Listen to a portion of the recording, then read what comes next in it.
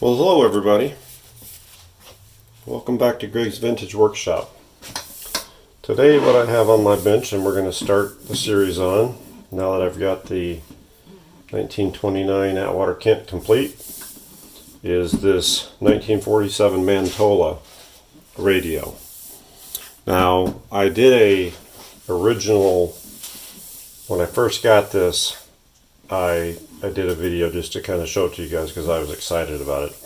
Now, one thing that I have done, the only thing I've done to this since our first one, I did this after the first video, was this bakelite cabinet, which is so nice, had some sort of a weird coating of, I don't know, somebody put like some sort of a paint or tried to wipe it down with something or what the deal was on it, but when they did that, it had this rough, brushed looking finish on it.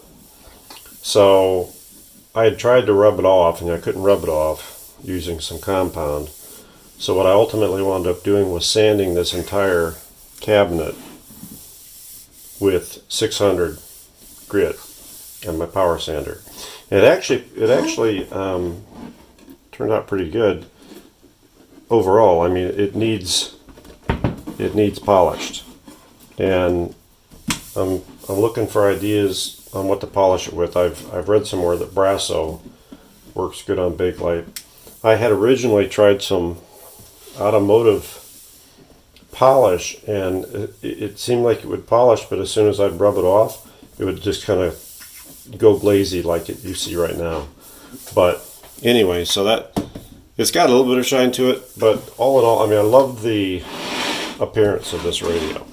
I love the design of it, and I'm not one of the bakelite radios. I'm more into wood radios, but I love this, and I'm going to either make this and finish it and get it in my kitchen, or I showed my daughter a picture of it, and she was like, "Oh, Dad, I love that." So I very well may be giving it to her when I get it completed, but that's what we got. Now, to tell you a little bit about the radio, I did a little bit of research. If you remember from the first video, it had this original sticker down here on there regarding retail. Zone 1, Zone 2, the price, $22.95, $24.10. The new Magna Beam Magic built-in antenna. UL Laboratory sticker on that. But what else I found, this is, like I said, it was made in 1947. It's a super heterodyne 5-tube radio, 455 kilohertz. It's got 2 AF stages and a permanent magnet speaker coil. So that's interesting. It's got the permanent magnet. The 5 tubes it uses is the 12 SA7, the 12 SK7, the 12 SQ7, 50 L6, and a 35 Z5 GT tube. So we're going to go ahead and get started taking it, pulling the chassis out so we can get a better look at it. I should have a tool here I can do that with, and we will start pulling that apart. So let's go ahead and get these screws out, and we will start taking this baby apart.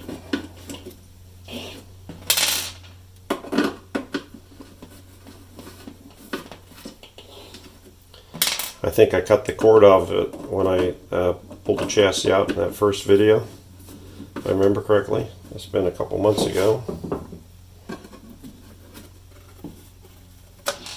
There's the back. Back's actually not in bad shape. It's warped, but all in all, it's not bad. A little broken on where the screws go in, but all in all, not too bad. And it's original, so I'm happy about that. I'll throw the screws in here. So this is obviously the new Magna Beam built-in antenna that they were talking about. Alright, let's see what we got to do on the bottom. Looks like you got 4 screws on the bottom. It still has, and it's upside down for you, but it has the tube layout shown on there. It's the tag for that. Be nice if I could find a reproduction of that tag, but I probably won't be able to do that. I may be able to make one up though if I can find that actually online somewhere. I may be able to print it out and cut it out and glue it on there, but we shall see. I'll see what's available. Do you see one of the tubes is a metal tube in there? It's like the 12SQ7 maybe?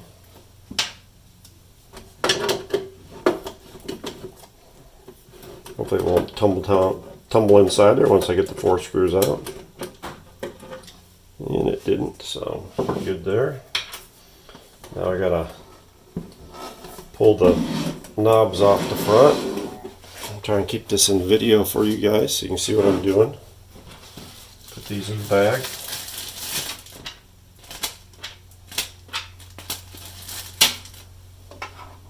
Looks like these are just pressed on. Yep, just a knurled knob.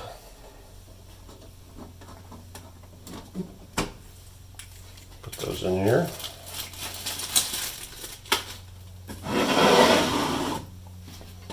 Don't want to pull on the antenna, so I'll push it from the front.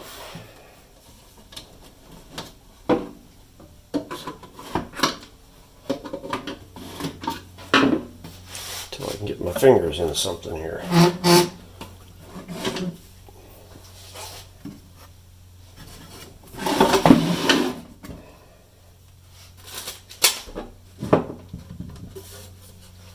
Pretty clean inside the cabinet. The dial face is very nice. It's glass. It'll all clean up really nice. Alright, let's see what we have here. Speaker looks intact. Looks very good actually. See if I can keep from putting my fingers through it.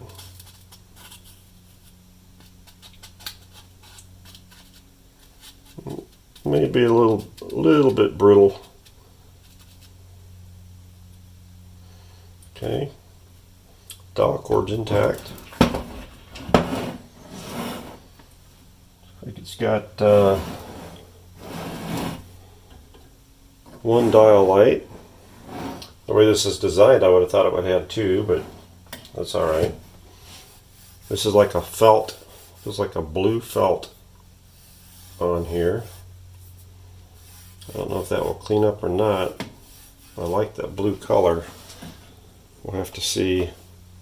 Be careful with that. It's almost like a flocking like the old turntables had on them.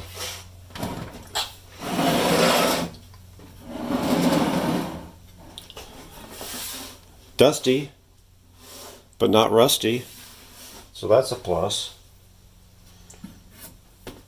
It looks like they've got an imprint of the tube type for the tubes made onto the chassis here. A couple of rubber, these are rubber wires here. And the wires for the dial light are kind of stretched like banjo.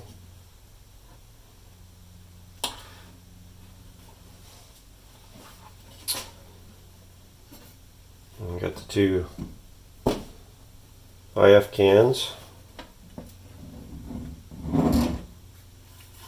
and the antenna. And here we are inside. Oh yeah, I remember this now. I remember when I showed you guys this before. So there's the power cord. You can see how crispy that one is. It's broken in multiple locations. And that's right. Remember, if you guys watched the other video, they had that. You can see where they had that sitting there. They had spliced in a new line cord. That's what I'm trying to say. But didn't bother to change any of the rotten wire in here. And to top it off, they had set that underneath that when they stuck it back in the chassis and had smashed that and shorted it out. I remember that. So it looks like we have, turn this to get a better shot for you here on the screen. So it looks like we have electrolytics bulging out the end, so I'll have to figure out which that one is, and I'll probably restuff it. I like restuffing these and putting them back. That's kind of what I did on the Air King. We got a couple, 2, 3 waxy capacitors. We got a couple of sealed it wax molded paper capacitor there and there.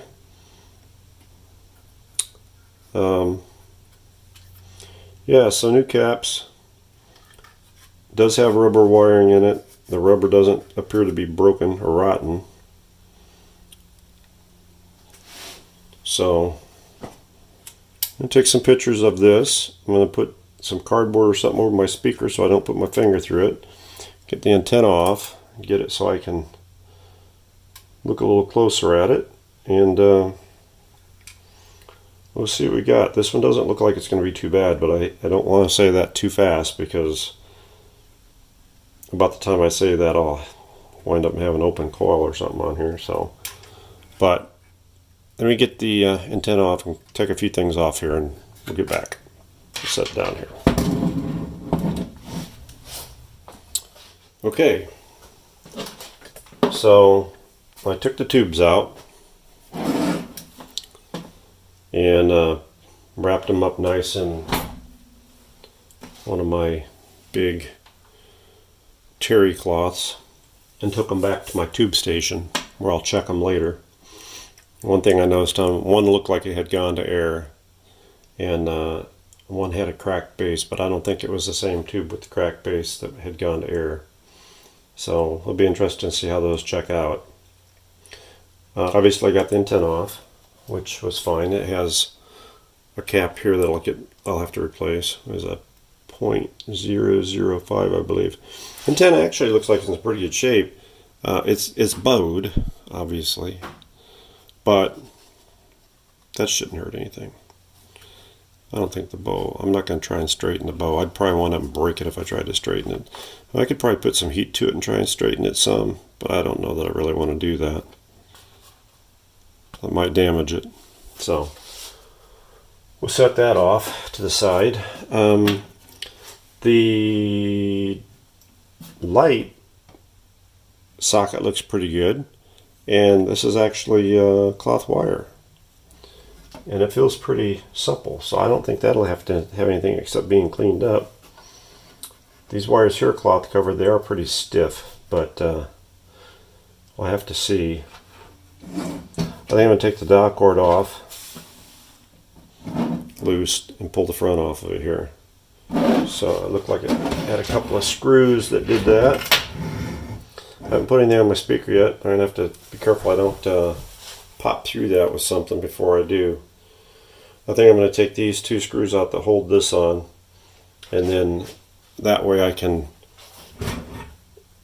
have those holes open and I can put something, piece of cardboard or something on that. Well, let's see if we can get this dial cord off.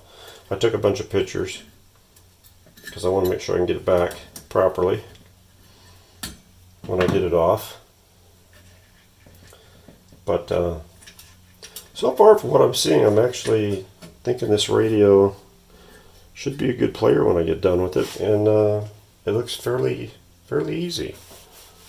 I know I'm probably speaking way too soon for something like that to say, hey, it looks easy. But I'll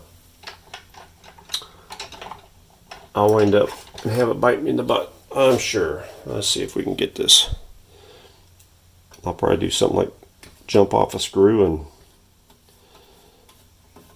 put my screwdriver through the speaker or something. I mean, I have a kind of a Murphy's Law sort of a thing. If it can go around, it usually does. There's one.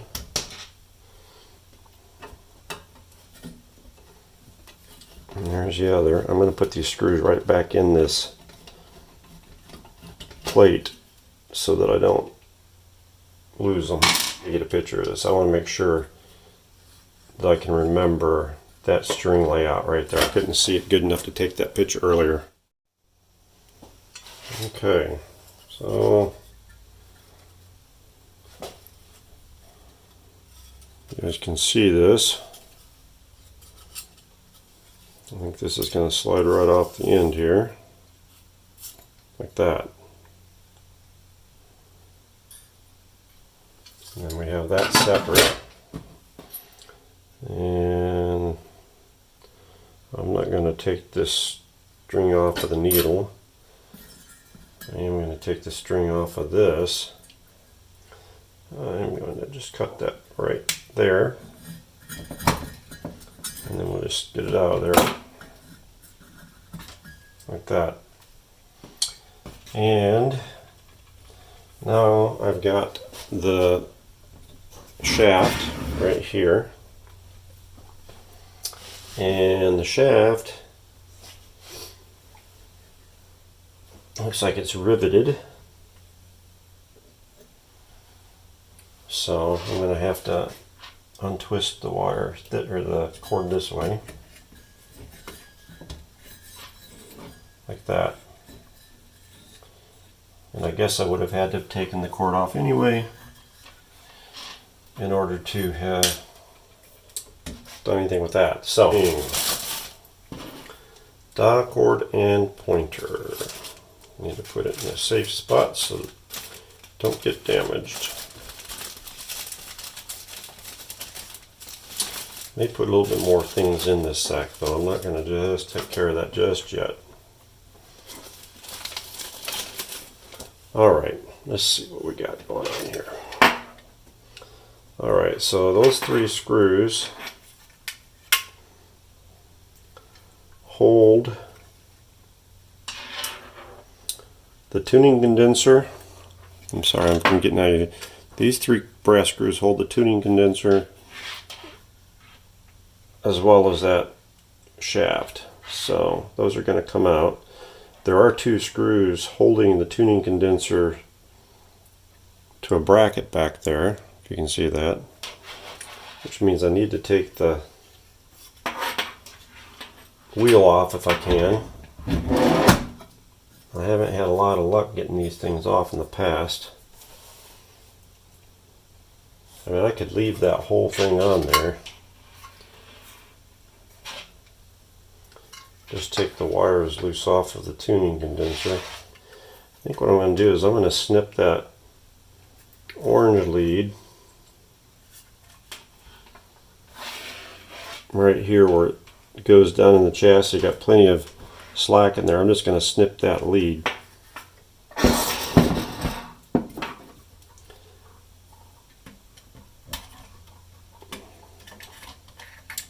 Like that. And then I got the blue one, light blue one right here, and the dark blue one right here. Dark blue one I'll probably just unsolder. The light blue one I should be able to unsolder. Yeah, let me take those loose. I'm going to have multiple hands here, so I'm going to come back after I get done. Okay, so I got those 2 wires unsoldered from the tuning condenser, so I think the whole thing should come off when I take these brass screws out. A little bit better idea when I get it off of here. And I'll determine if I need to take that wheel off. I may not have to take that wheel off if I can get into the tuning condenser. There we go, right off, see? Alright, let's move you back a little bit. I'm going to take another look at this.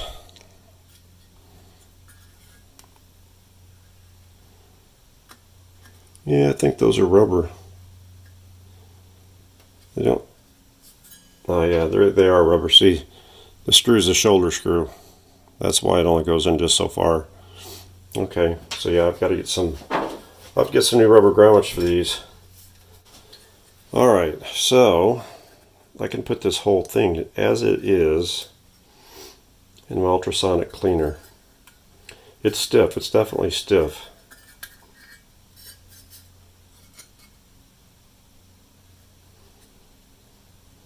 I'm going to go put it in the cleaner. I shall return. For those of you who remember me plumbing this up so I could do this, this is why I did this. It makes it so much easier. This is hot water. You can already see the steam coming out from it. Straight from the hot water heater, because I'm only about 20 feet, in fact 10-15 feet from the hot water heater.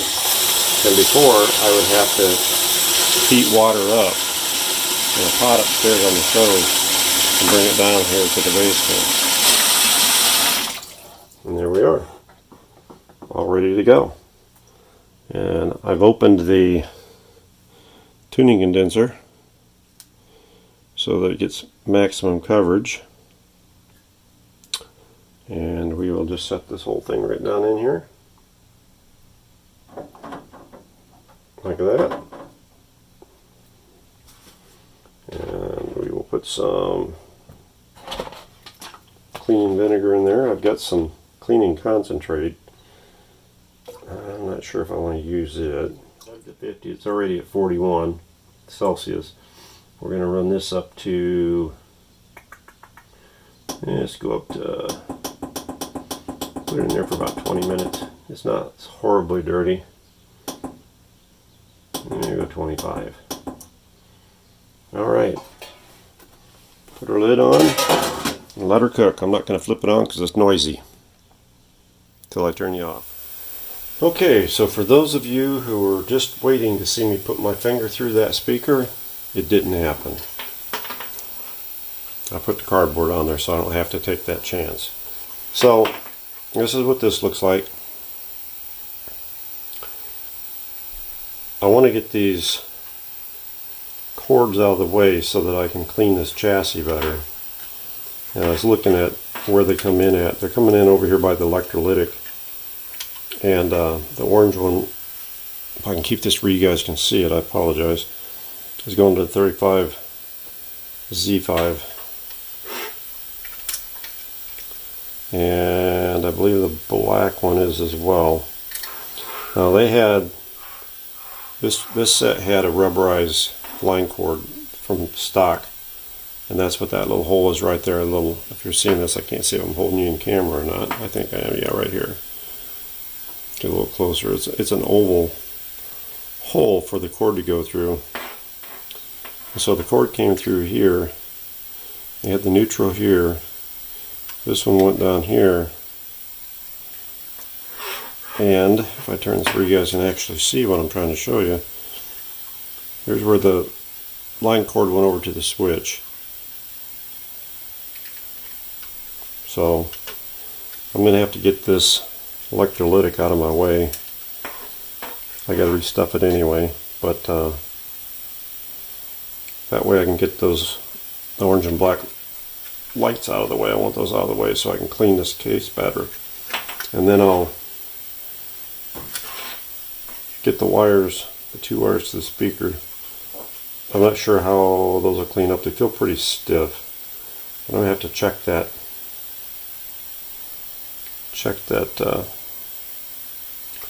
coil,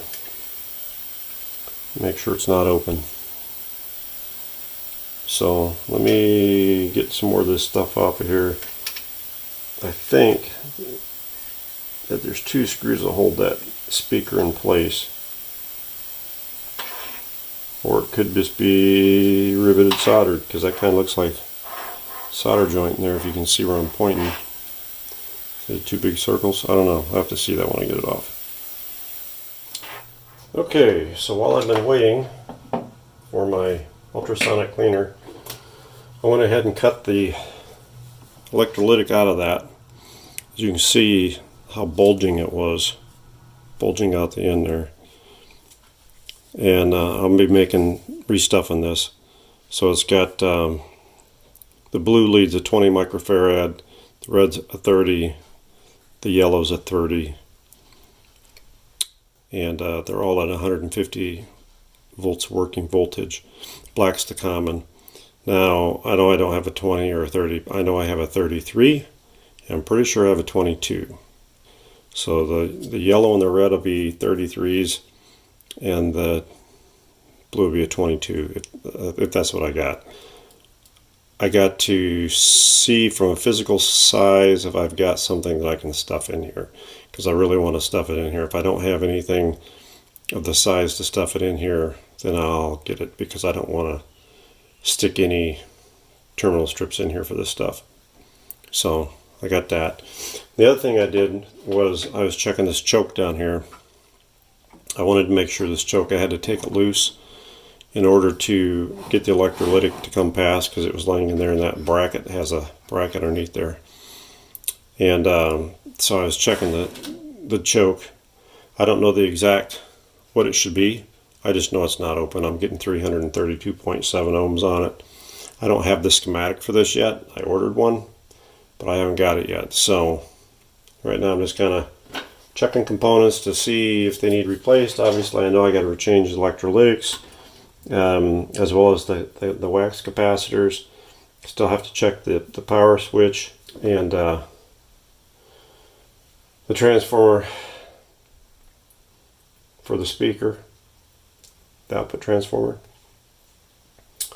and some resistors and the IFs, but I really can't check that till I get my schematic. So I mean, I can check and see if they're open or not, obviously, but I won't know what the values are going to be. But anyway, that's where we're at right now. Okay, so I checked the switch. The switch portion is good. The pot section needs to be cleaned. It's very erratic, so I'll have to get that all cleaned out. But I think that's about it for now. I'm going to go get my tuning condenser out of the ultrasonic cleaner. Okay, so the tuning condenser is out of the ultrasonic cleaner. It turned out pretty good. It's nice and free now, very free. I've checked it, no shorts. I can see the mic in this one. I can't see any mic in this one, but we're not hooked up to this other one, so I'm not going to be too concerned with it since we don't have any shorts. But we may have to reevaluate that later. All cleaned and lubed, bearings all cleaned and lubed, runs nice and smooth. Okay folks, so I got the chassis pretty much cleaned up.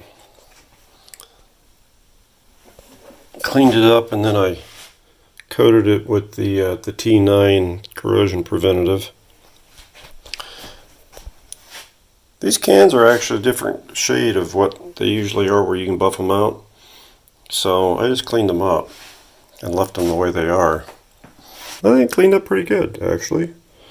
I haven't sprayed anything on it other than the corrosion preventative. I'm not going to change the appearance of the chassis any. I think it looks pretty good. I think it cleaned up pretty decent.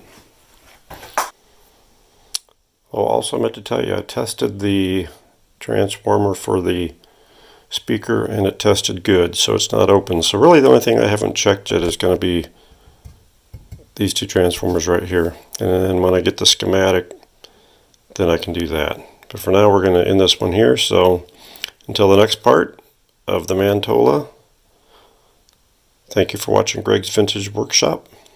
If you like what you see, make sure you hit the like button and subscribe to my channel. Thank you.